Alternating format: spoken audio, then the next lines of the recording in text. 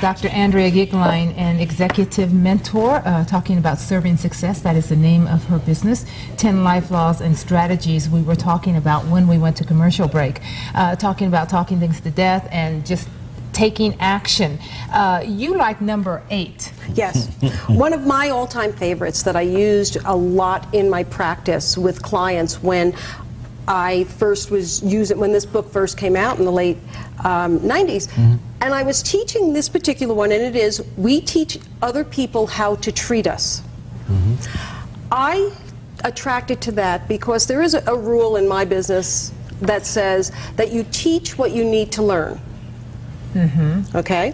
So, in my life at that time, my husband and I, we had an adolescent daughter who gratefully is no longer an adolescent daughter. Oh, our sympathies to you. Our condolences. High maintenance. High maintenance. Yeah. Well, we had what I affectionately called the dark decade, and we were somewhere in the first few years of the dark decade, and I was pretty confused because here I am, quite well versed in behavior, and I know how to treat people, and I know why people behave the way they do, and I've got to tell you, it wasn't pretty at all.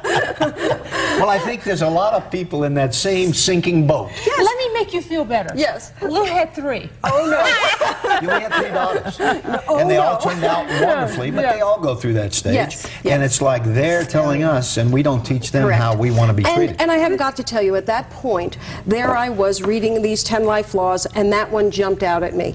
And I realized that, in fact, that what I was doing was teaching her how it was okay to treat me back. And so every time I responded to her elevated voice, which generally didn't have a nice message attached to the other end of it, with my even deeper elevated voice, which had even a less nice message attached to it, I was basically teaching her, you know, just keep up in the ante, just keep up in the ante. And so I took that personally, and I applied it.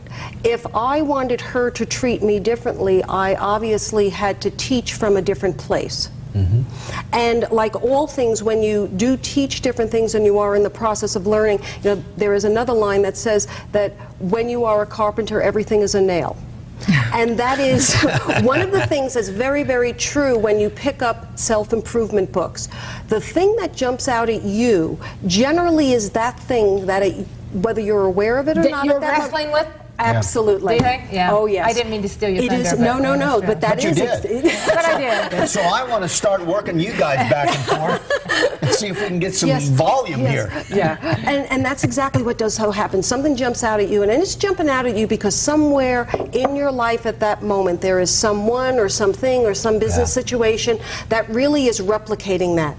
And you can see it. You know, I will be the person who admits that the first kind of self-help book that I ever read, I read it, and I could see all of my friends in that book. But not you. Not me. Because you be the perfect one.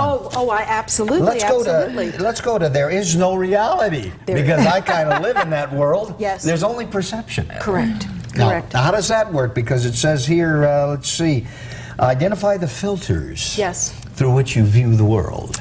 Well, rose-colored glasses, perhaps? Well, rose-colored glasses, and even just general perception. There's a beautiful little joke about a woman who goes to Florida, and there's a no swimming, please, and a sign on the pool, and she proceeds to get in the pool. The manager comes out, what are you doing? There's a sign, and she said, oh, I thought it said no, swimming, please. Okay, so there is, right there, perception. There is a reality, the sign says no swimming, please, but my way of interpreting, and that has to do with everything we do in life. You know, when someone responds how you are at any given moment, how you're feeling at any given moment, we'll say, is this a good thing or is this a bad thing?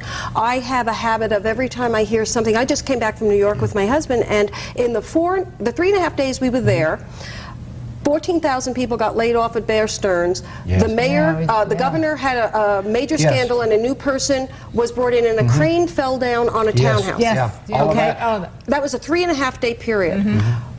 Coming in on the airplane yesterday, where they have TVs, I saw the inaugural of that new governor, and it was singularly one of the most inspiring swearing-in ceremonies. You could feel the energy through the TV.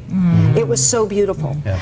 And I thought, isn't that interesting? They've just traversed these 3 days, and yet you can raise it up. Isn't that true? You know, because we watch media all the time, and that's another thing. We watch the television, and this is our real world. The real world is inside that tube with these 90-second sound bites that tell you all the horrendous things going on in life. They don't ever tell you all the good things going on in life. So again, that's perception, isn't it? Yes. We perceive it on the TV, on the media, but that isn't reality. Reality is we're living in a pretty good community with good people doing good things every single day of our lives. Yes, and as you well know, the positive psychology is based in evolutionary psychology, which is very much grounded. As gruesome as it appears on any given moment, when you go back through history, we are actually doing better. And it is hard to relate to unless you study the history, but it is really a point. I know, if you watch television 24 hours a day, you really don't think you are doing If you went back where our parents were, my folks went through the Great Depression. You know, the people talking about, oh, woe is me, and this company went out of business, and oh my God, we're not going to make this through this thing. Yes, we are. Absolutely. The fact of the matter is yes, we are, and my folks went through that, your folks went through that, and that was a horrendous time. And look how wonderful they came out. Yeah, and I mean, we are celebrating with our little gold bunnies the Easter week, and if you ever know the stories of Christianity and what that is all about, we do not do today what happened back then. Like when we even saw the picture of that when it was brought to the cinema, we couldn't believe that humans would treat other humans in that manner. That's a very good sign. That's a very hopeful. There are things that are no longer okay to do.